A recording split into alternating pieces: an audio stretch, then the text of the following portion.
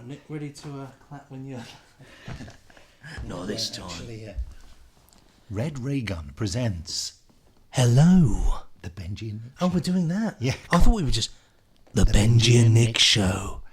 So here we are for the first time ever on the Benji and Nick Show in the same room. We are indeed, yes. This is a rather special occasion. We're currently sat in two separate chairs, bent over towards the microphones here, which are resting on a table in front of us. It's rather pleasure to be here, Nick. Yeah, we haven't done the good evening or anything. We're just not doing it. We're just this is as live, no music or anything, because what we do in the Benji and Nick Show, in case you don't know, I'm not Benji, he's not Nick. Certainly am not. We talk about cult television. We do, yes. We talk about all manner of things, but mainly cult television. And the programme that we spontaneously decided to watch this week was Ghostwatch. Yeah. The fantastic 1992 live television. It's a drama, but it's not meant to be a drama. It's a drama, but if you watch it, you're not meant to think it is. Starring Michael Parkinson, of all people. And Sarah Green and Mike Smith. I don't know why I'm still bent over the microphone. Yeah, well, they don't need to do that. Move back into the room. Yeah, it's feet. And it was part of the Screen One strand of dramas, which was a bit like Play for Today, and yet people did believe it, and it did. And I'm sure, and I'm fairly certain that sort of heads rolled at the BBC because of it, because it scared too many people, and rules were made about not ever doing that kind of thing again, I think. Anyway. Which actually, interestingly enough, comes into play with the latest Inside Number 9, which was broadcast only this week, which perhaps is the closest we've ever got to a sequel to Ghostwatch. Almost. Yes, I didn't see the Inside. No, I'd watched the beginning of it and thought, well, that's interesting. I must watch that later, so I will. Which brings us to something we do before we discuss the main thing, is to talk about what we've been watching this week. Yes. Do you want to say? I'm just going to get my phone while you tell people what you've been watching. What have I been watching this week? Well, ladies and gentlemen, I watched, funnily enough, a few weird Western things, actually. Purely because... you mean like cowboy stuff? Yeah, because a new game's come out called Red Dead Redemption 2, which I'm sure the gamers of the podcast's world will know. It's a cowboy game. And it's got me really in the mood for drama. So I was watching a bit of Gunsmoke, a bit of Bonanza, and on the way over to here, which is an hour and a bit journey, I watched John Wayne in Rio Bravo. Oh gosh, I haven't seen that in years. Yeah, what's the story of that? It's about how their phone's buzzing away, isn't it? Yeah, I don't know why it is. It's about how they capture. What is it? Oh, just people, just humans messaging me. The humans. They capture a bloke in the town and lock him in the jail, and I think from what I gathered on this rather fast-moving commuter train, that the other criminals are going to strike the town, and that they all have to be prepared, and so John Wayne and his crew of they're not really a crew of people, it just seems to be people that he's just met, decide that they're going to defend the town and do all that bit. Yeah, I love that kind of story. It's good. It's one of those things that, because the thing about westerns, and I always think it is, they're quite sleepy. Even when there's like things happening, there's not really things happening. And so I was sort of passive, I was sort of just watching it whilst doing other things. But my favourite bit was this bloke who guarded the jail on there, who had a voice like that, and he said, they call him Stumpy, I think his name was. He said, well, I'm going to lock him in and hit him round the face, sir. Absolutely classy. I thought, so that's really what I've been watching this week. I can't think of anything else that's particularly... I'm sure I have watched things, but that has been the main sort of strand of my week. Well, I've been watching Public Eye again. Oh yeah, Talking Pictures TV. Yes, Talking Pictures TV. The following program,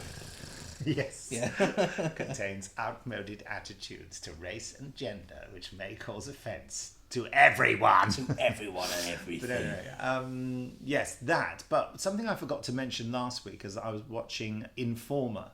Okay, I've not Have you seen that? No, I've seen the whole Informer. 6-part story, a BBC One drama about counter-terrorism, really.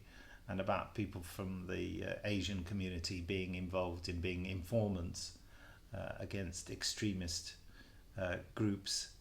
And that was fascinating, and I highly recommend it. Is that drama or It's drama. It's drama, and Sounds it's really beautifully acted and beautifully written and beautifully filmed.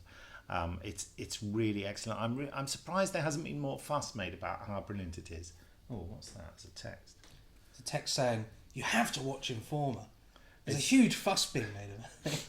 It's Jamie Anderson telling me he may be in bed because the thing is, in keeping with the sort of Halloween theme, even though we're a day late on recording it and several days late by the time you hear this, we're actually recording this in the evening. It's 11:15 our time in the evening, so I'm thinking that Jamie, being a busy boy, might have gone to bed. Asleep. But I just said, I said, you crazily available for Benji and Nick's show? And he put, when? And I said, now. And now there's no response. I think he's sitting with his wee willy winky hat. Oh yeah, a little candle on the night table, nightstand. The other thing we do, of course, we ask you to send in your emails to podcast@nicholasbriggs.com, and I'll go and get my computer and find an email maybe. This is live. This is anything can happen. It's like live audio. You know, who knows?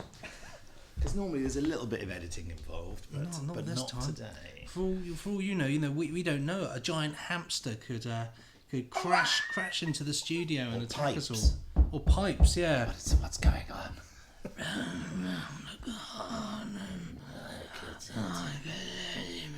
So Benji and Nick show, what we've got here. Look, that's the cover. That's the cover with the ghost. I particularly like the little glow. Colin Smith. Around all the letters and the title, that ghostly glow. Yes. Oh, that's actually an entry for the competition. I don't know whether I won't choose a winner this week. We're going to run it for another week. Okay, this is from Aniran Hunt, Nick and Benji. He sent this at 21:55 on the 30th of October. Dear Nick and Benji, my experience with 3D movies begins with watching Shark Boy and Lava Girl in the cinema as a kid. I've not seen it. We were talking about 3D movies, I think, weren't we? It had the red cyan 3D glasses. Oh, yeah. Before the movie, it told you that if you see a specific icon, to take your glasses off, and another icon indicated to put them back on. So it was only partially 3D. I remember they used to do that, didn't they? They had things on telly where something would flash. Really? Because you used to get those glasses, like, if there was a 3D thing on the telly, they'd come with, like, the Radio Times or TV Choice or whatever it was called back then. Right. TV and satellite, you used to get them, the little glasses, yeah. Right. I know they did a Doctor Who 3D thing, didn't they? They did, yeah. And those weren't the red and cyan Adam, glasses. what year is this? I remember fiddling with the glasses a lot and watching the 3D parts without them at points. Most of it, I think. Putting them on and off a lot unnecessary. Not sure if that speaks of the movie quality. I don't remember it being that bad or anything at all, really. The next one I saw was Toy Story 3 with those dark glasses, those dark lenses. I remember looking at the 3D elements a lot and not fiddling with the glasses. What was that noise? I got genuinely spooked by it. I'm sorry. Flashing forward to I have seen more movies in 3D since then, and it seems to give less and less each time compared to normal 2D. Because of this, I see it as a gimmick. As I said last week, I really think Avatar's better in 2D. I can hear James Cameron sort of throwing something at me. Is that? Yeah, the noise again. Yeah. Well, we live in a building with flats, so there are people walking around. Not ghosts. Also, at some cinemas, they make you buy cheap plastic 3D glasses, but others supply them, which makes me wonder if there is a big difference there in quality of 3D, or just them wanting to make more money. What are your thoughts? I don't know if they charge you there. I suppose they do charge you at the cinema, because I used to have friends who used to bring their own glasses along. Bring your own. But I never. I'll be brutally honest, because I never really go to the cinema that much, because the cinema was always really far away from where I live. So I never went to see a lot of 3D films really. And when I did get the opportunity, I mostly just went for the 2D because it was the thing that everybody said. I watched in 2D. It's much better. I remember what have I seen in 3D? I don't know, but I think it's a bit of a money spin. It's a bit of a gimmick, isn't it? It's one of those. Well, the 3D TVs have died, haven't they? Really? Well, that's it. You know, I mean, I was talking to a sort of industry insider this week, and he was involved in all that, and he said it just worked for quite a while. The TV industry was demanding content, and people were trying to make 3D stuff, and it lasted for about 18 months, and then they realised that nobody really wanted it. Well, I think it's one of those gimmicks, isn't it? 3D that comes around every few years. It's like you're suddenly really into, everybody goes 3D crazy, and then it stops, and then it starts again. The same with 4K and virtual reality and surround sound. Do you remember, like 5.1 setup? People used to be mad on that, and now it's just the soundbar will do. So I think it's viewing gimmicks. It's interesting, isn't it? Really, things change. This is an interesting email from Harry Robbins, not Harold Robbins. Oh no, you mean that awful that writer? What was his name? Harold Robinson. Oh, right, simply sort of American. No. I mean, Harold Robbins. A little bit of Fawlty Towers there. Fawlty Towers there. This is a weird email because I think Harry's sort of writing to both the podcasts we do here. He sent it into podcast@bigfinish.com, but he says, hello, I feel like I must start this email by telling you how much I enjoy your podcast. He feels like that. Oh, that's good enough for me. It's a I good love feeling. listening to it on my way to uni on Monday mornings.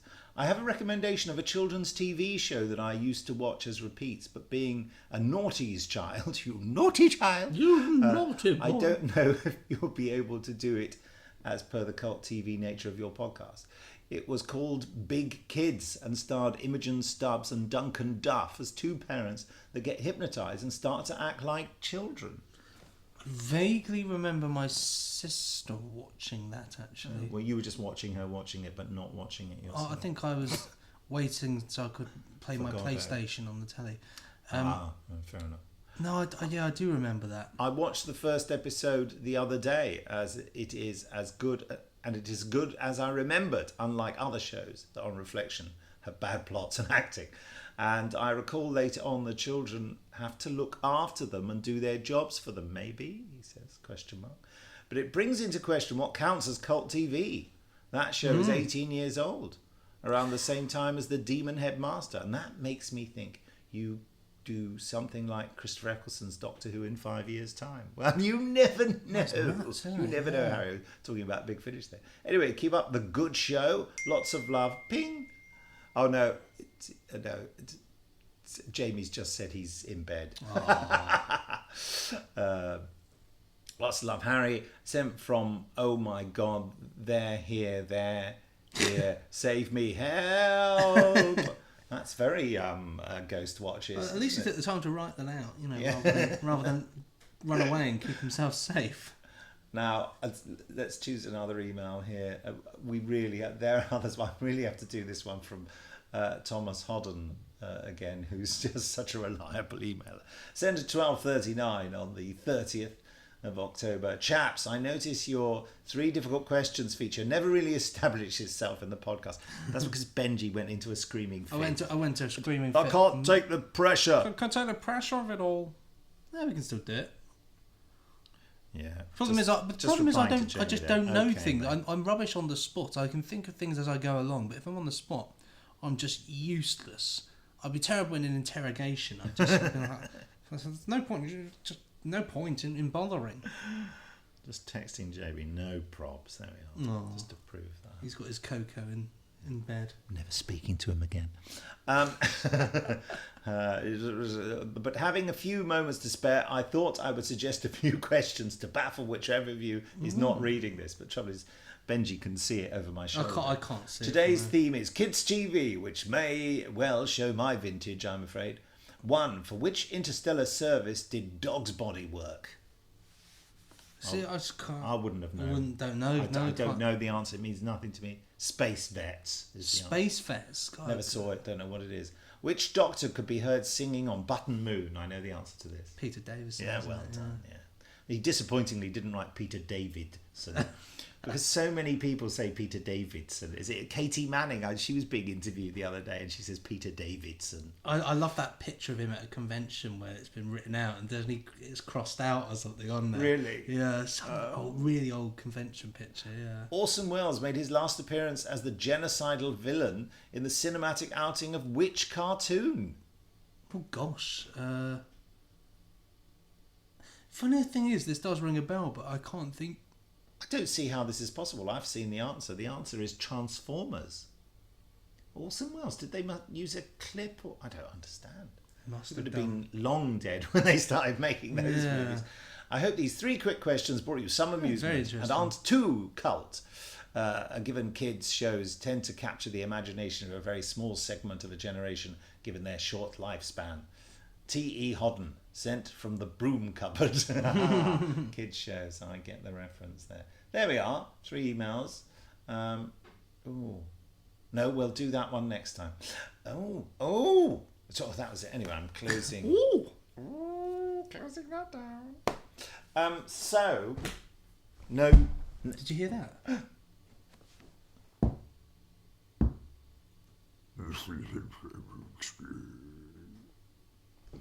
Anyway, it's just I don't quite know what's happening. I'll just read a bit of auto cue and be Michael Parkinson. It's no medical examination required, and a complimentary pen is available. What's it you say? I've got a garage full of them. Help me. Michael Parkinson used to do an advert for... it was a life insurance thing, wasn't it? And for those of you who don't know, Michael Parkinson was a huge phenomenon on British television. He used to do the Saturday night chat show on BBC One. Which affectionately is known as Parky. Parky. And he used to interview all the great stars. His interviews are outstanding. They're not like the sort of celebrity fluffy interviews done now, which are thinly disguised promotion. He asked them proper questions. Yeah. He even had a clipboard, I believe. The mark of a proper question. Oh, yeah. And it was very famous.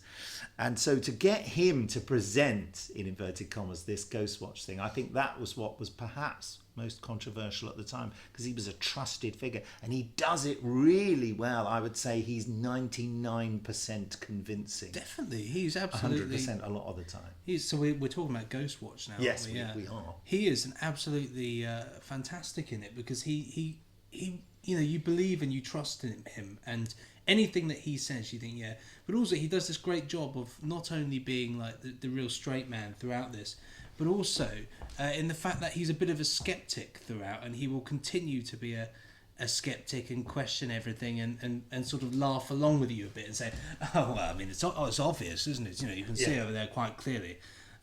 She's admitted it. She's making it up. Yeah. And that was when the girl is hammering onto the pipes. Well, the story is basically that they're doing live coverage of a house that's allegedly haunted, and they've got the house full of cameras, and there's a roving cameraman and presenters. Craig Charles of Red Dwarf fame, I suppose we'd say now, or Coronation Street fame, depending on what your taste is.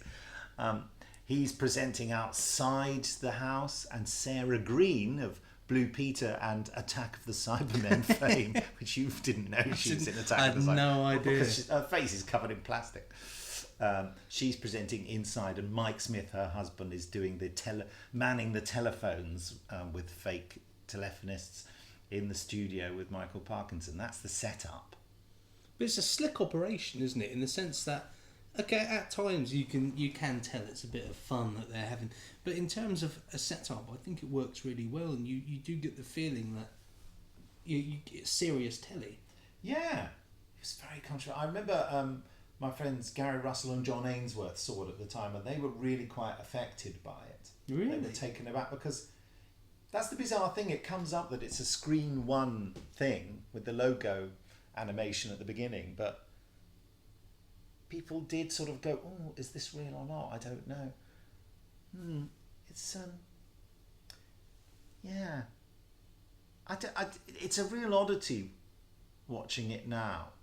I found it, as I said to you, Benji, after we finished watching it just minutes before we started recording this, I found it an odd mix of the sort of unconvincing and mediocre and downright scary and chilling. There are several moments now, just thinking about them, really kind of slightly. And I don't believe in the occult and supernatural at all. I want to believe, but I want to believe that there are dead things coming back to life. I believe in the traditional aspects of paganism and Wiccan and stuff. I believe that in the sense of the rational perspective of that. But ghosts and ghoulies, I really want to, but I just my rational brain thinks it's not possible. I mean, I think those things are. You see, that's the interesting thing about a program like this. It makes you have this debate, doesn't it? I think those things are attributable to something. I just don't know what. I think there's definitely weird things that happen and strange, the unexplained.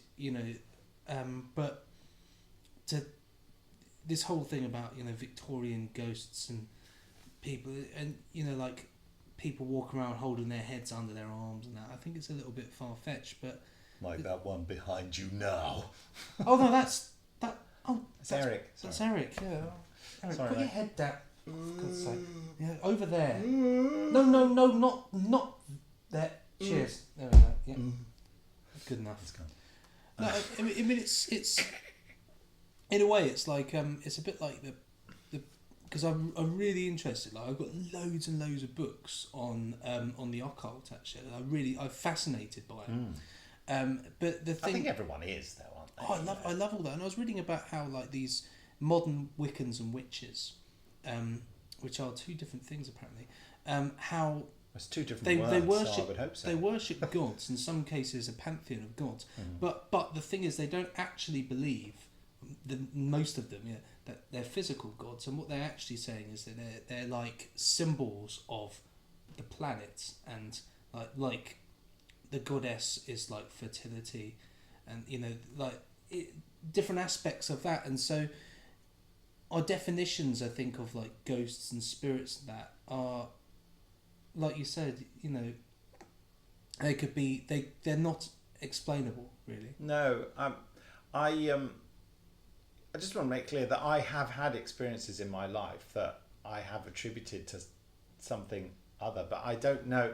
I think what we don't appreciate is how unreliable human beings are as witnesses. I'm not saying dishonest, although some of that might come into all this, but things that we think we are experiencing and we're in fact experiencing something else and misunderstanding it. Definitely. I've had various experiences in my life when I've seen things and been absolutely certain I've seen things, but then have had an opportunity to look again and realise that I was completely mistaken, because the brain takes certain markers from anything it experiences, and if it doesn't get enough time to get the full picture, it puts the rest in for you. So here's a stupid example. I don't know whether I've ever given it to you before or even on the podcast. I was driving along on a main road heading along near Totton in Hampshire, in the UK. I'm just giving that for some reality. It doesn't matter where it was. It could be just down the road here. And on the grassy verge, as I was coming around the roundabout, I think it was, for a moment I saw what I thought, and it just gives me chills thinking about it, a very creepy, wispy, white-haired old man wearing a bright yellow raincoat Mac thing, creeping strangely along the verge, like that sort of thing, like that. That's what I saw as I was driving, and I only flicked my eyes over it, and I jumped in my seat. I was on my own in the car, and it was daylight, broad daylight, and I jumped, and I thought, "God, dear!" And then I just, for a moment, had a moment to look over my shoulder and look back at it, and it was just a piece of yellow plastic being blown around by the wind, with some plants sort of caught up in it. But I'd seen a flash of it and thought, oh, what was that? Now, of course, if I'm a supernatural person, I'd say a supernatural believing person, however one puts it, I would think, no, the real thing was the first thing I saw, and then it transmogrified into something cleverly to fool me that it wasn't there. But, I, of course, believe that I saw just a piece of plastic, but my brain, having an overactive imagination, because I'm writing and creating stuff all the time, or just being an average person, just made that stuff up, dragged an image, a selection of bits of images from my memory or my imaginings or my dreams, and just wrote that onto it, you know. I think the weirdest thing that I ever had, and this is a bit creepy because this is like almost the reverse of your situation, in which I rationalised something and then discovered something really weird at the end of it all. And that was when I was younger, and we went to stay at this place called Field House, which is a National Trust house. And we were staying there. It was a big family gathering. We all went because my family, my auntie, my uncle, my cousins lived over in Cornwall, so they came over to Gloucester, and we all had some time in this house. And the house is a really big old house in the middle of nowhere. And it had a cellar there, and the cellar was huge. It was almost like a crypt. It was pretty terrifying. And did you creep into the crypt? Of course, we crept into the creep. But we went down there, and we were all playing around, and it was a horrible cold thing. We were taking photos with this camera down there, digital camera, very early Kodak digital camera at the time, the ones where you can get these details. This is very important. We were taking photos of that anyway, and when we looked at the photos on the little screen later on, there were loads of. Oh, I didn't see your mouth move then. I thought, what the bloody? You look genuinely terrible. Because I couldn't see your mouth. Carry on. Yeah, and there were loads of little orbs of light around all of our faces, all these things, and so when you say orbs, you have to go orbs, not orb. Orbs. There were orbs of life. Yeah, But they were all around our faces on multiple things, and of course the rational explanation, one for me, I thought, well, that's just dust reflecting off the flash of the camera and the faces. Anyway, but even though I rationalised that, I was really frightened, and not frightened's the wrong word. I was a bit creeped out, I suppose. Disturbed, yeah. And I found it really difficult sleeping that night. I felt very uncomfortable and awake, and anyway, I was there for 2 nights, and both those nights I barely slept. I was really. Anyway, as we were leaving this house, I looked in the guest book there, and the guest book was just full of loads of people saying about the ghosts. That they call it the Trampoline Ghost. I don't know what that means. Could be, but there were loads of entries about people experiencing it, hearing sounds. And I know, it bounces up to the window and goes down again. Well, there could have been bouncing going on in a house with lots of millions of people, but I thought that was really creepy. Yeah, that is. I was like, that was like the opposite. It was like I'd rationalised. I was like, well, you know, that it's obviously this. Then leaving it, it's like this house actually is haunted, and loads of entries. I'm not just talking like one entry. I was flicking through all the pages, and this was a thing, and I was just like, oh, that's really uncomfortable, and that's creeped me out to this day a little bit. But you know, old house in the middle of Gloucester. You want it not, you know, you want old houses to be haunted, don't you? Well, yeah. You know, I've got a story about Baz Castle. Okay. I think it's in Somerset. It was famously flooded a decade or so ago. But anyway, long before that, in 1974, and I know it's 1974 because it was during Planet of the Spiders. Awesome. And we got home from Baz Castle just in time, I think, for me, to see the final episode of Planet of the Spiders where John Pertwee... They don't cry. Look, Brigadier, it's already happening. Well, it started. Here we go again. Yes, and we stayed in this house in Baz Castle. My mother, father, me, and my Uncle Jack and Auntie Joan and cousin Tracy. Sadly, I'm going to Uncle Jack's funeral next week.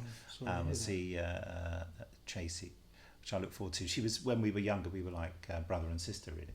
And the families used to meet up a lot and go on holiday together.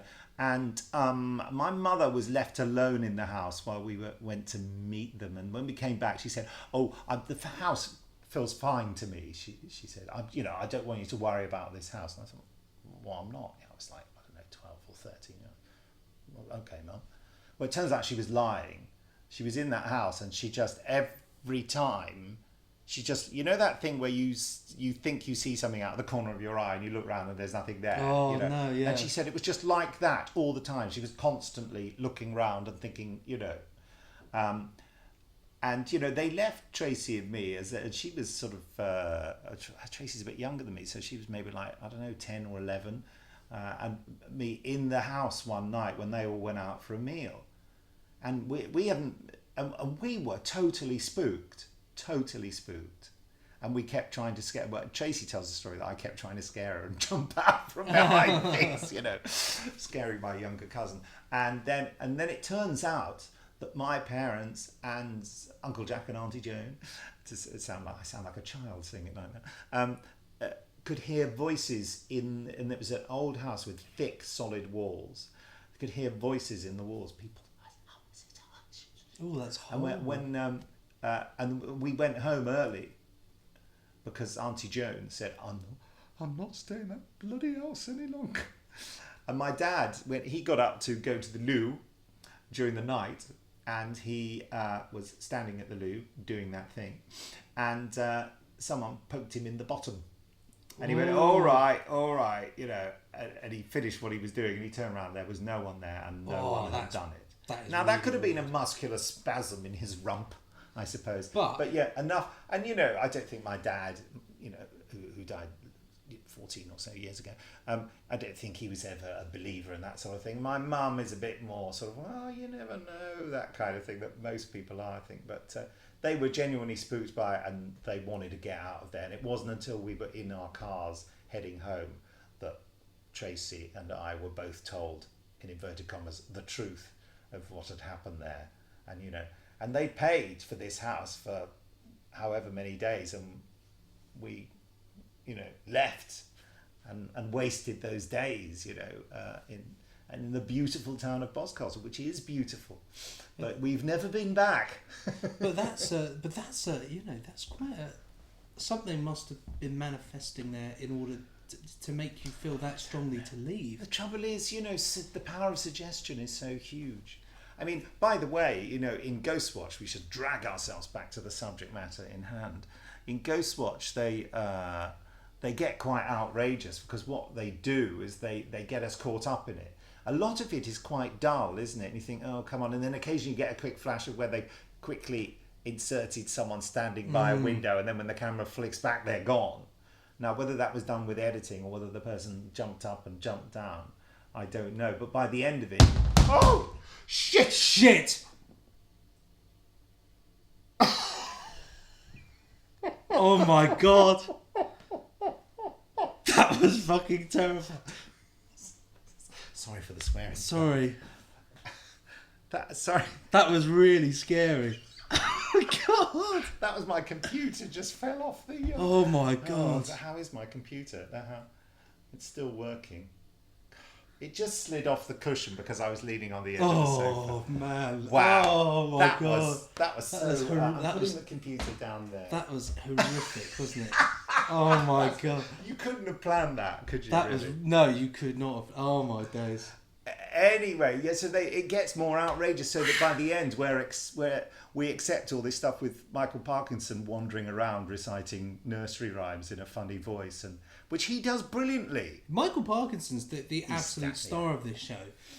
Because he's so convincing, and also because he's... I'm still really shaken by that having happened. I'm looking over my shoulders now, thinking, oh.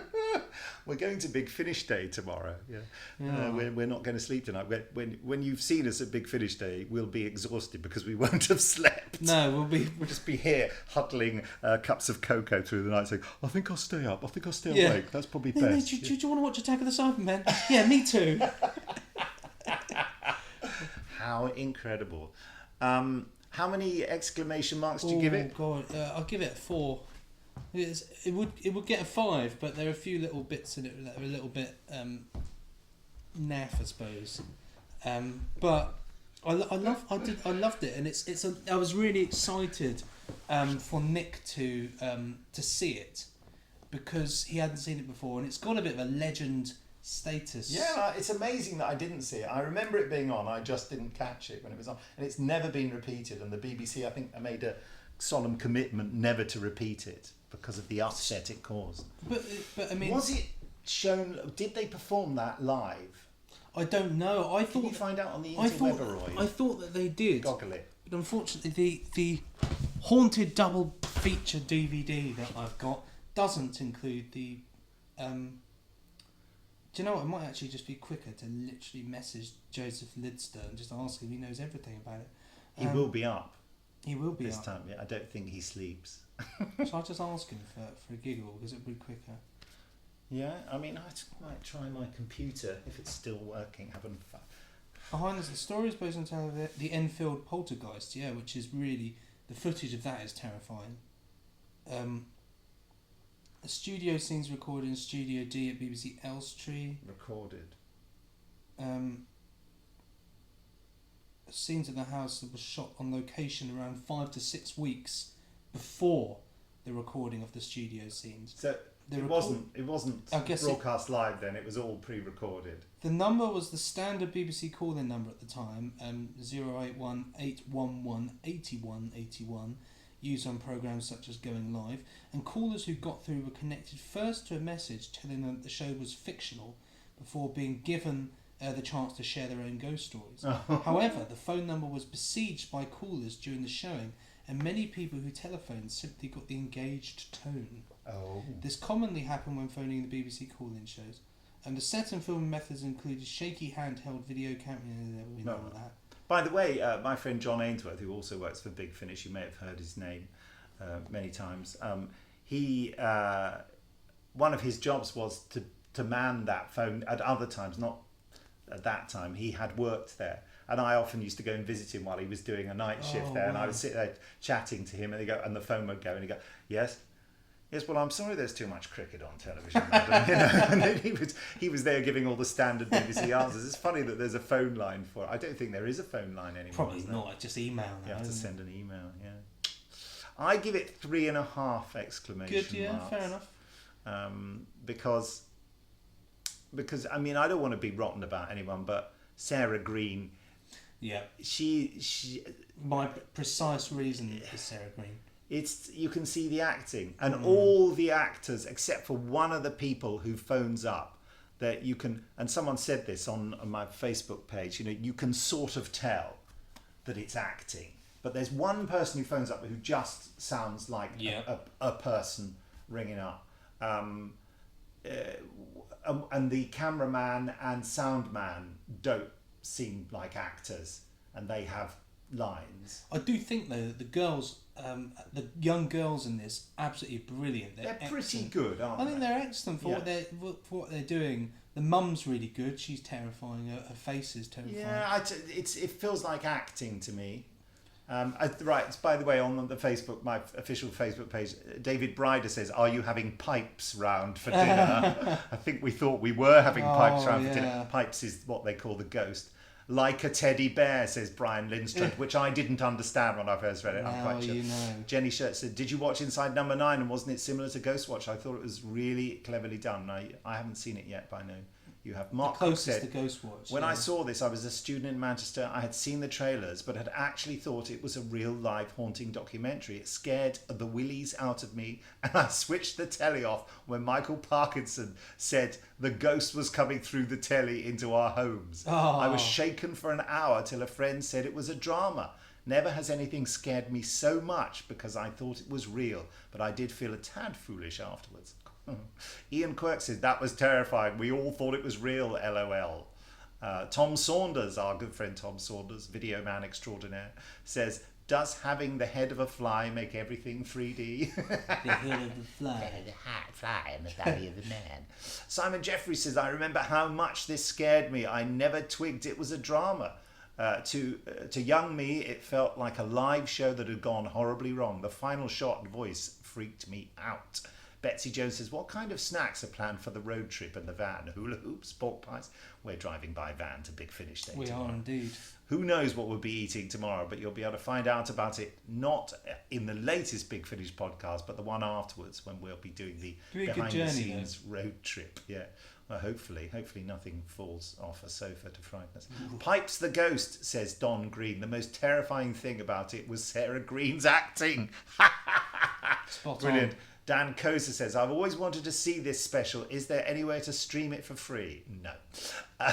Buy the DVD. It cost me £9. There you go. £9. Andrew Wooding said, did you watch this week's Inside Number 9? Well, yes, I did. James Precious says, I remember watching this at broadcast. One thing that gave the game away for me very early on, the participants didn't go or have the patterns of normal spontaneous speech. You could tell they were acting. Odd, subtle, but noticeable. James, I will go along with what you're saying there. They did say actually. They kind of did a lot of fake to try and make it. I tell you what, there were a few lines being said wrong. Well, people say like I'm just doing it now. Like an example of it, I think is when I think the mum said something like there's banging. She was like there's knock it, banging, hammer it, and there was like a bit where she kind of gets a bit lost there, and I thought that's... I wonder how long the rehearsal period was. Whether they rehearsed it like all the BBC dramas at that time were done, in the rehearsal rooms at Acton, and whether they spent 2 weeks blocking it out and all that kind of stuff. Who knows? It must have been quite a secret sort of I suppose it wouldn't have been secret because nobody would have been looking for it. Yes, as such. That's true. Mike Crozer says, finally, a Ghostwatch genuinely scared the crap out of me. That word's there, C-R-A-P. My son was referring to it as the C word, and I thought, oh my goodness, he knows about the C word. And he said, it's another word for the S word. And I thought, what? Oh, you think crap is the C word. Brilliant. Still remains the most unsettling thing I've watched on TV ever. Even now, a quarter of a century later, I get goosebumps when I hear the word pipes. So do I now, but also because of that business. That's terrifying. Wow. I just wanted to see if there's anything on the Benji and Nick Show Facebook page. People tend to comment on my site. More of you come to the Benji and Nick Show Facebook page, please. It's my fault for putting podcast stuff on the... Facebook.com/The Benji and Nick Show. Oh, interesting. It's all archive stuff. I thought I put the latest one up there. Maybe my wife's been interfering. Okay, there we have it. Don't put it up there. Don't put the computer on the sofa. We don't want that falling down. My sofa's at a very strange angle for me to lean into the mic. All right, we're not going to do the competition result this week because I have to randomly select that, and that is a process that can't be done live. So apologies for the competition running for one more week to win Torchwood Children of Earth, signed by me. Marvellous. I nearly selected a winner last week when the competition wasn't over, and now we're going to let it run and run until the end of time. So, what? Are you all right, Nick? Nick, are you Benji, okay? what's happening? Nick, are you all right? Before something terrible happens, we must work out what to watch next week.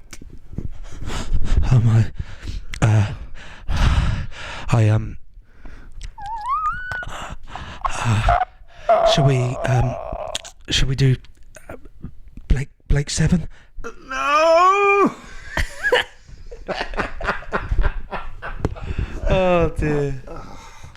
Marvellous, isn't it? What about? Let's look at my. This is quite a good little. Select something from there. Looking at my DVD shelf. Oh. Creaky. Chalet Girl. No, it's not. Chalet Girl's not in here. I don't. No, I haven't got it here. Oh, I don't know, Nick. I don't know. There's so many things to take in. Well, we could, even. Yeah, but you know what I'd do? I'd just pick Dam Busters and be done with it. But we've done Time Slip, haven't we? I haven't watched any more Sky. I must watch more Sky. I've got it on my iPad. You've got Primeval. Primeval? Yeah. Not We're not Primeval. doing Primeval. We're not doing Primeval. Have we done Survivors yet? Oh no, we haven't. Because I love. Should we do the first episode? Yeah, of Survivors? absolutely. The Fourth Horseman, Survivors. Yeah, I could totally do Survivors. Okay, we'll do that. Great. Well, time to do this in here. Well, sort of way. I'm going to do a bit like this. Well, from me, Benji, this has been the Benji and Nick Show. And from me, Nick, this has been a...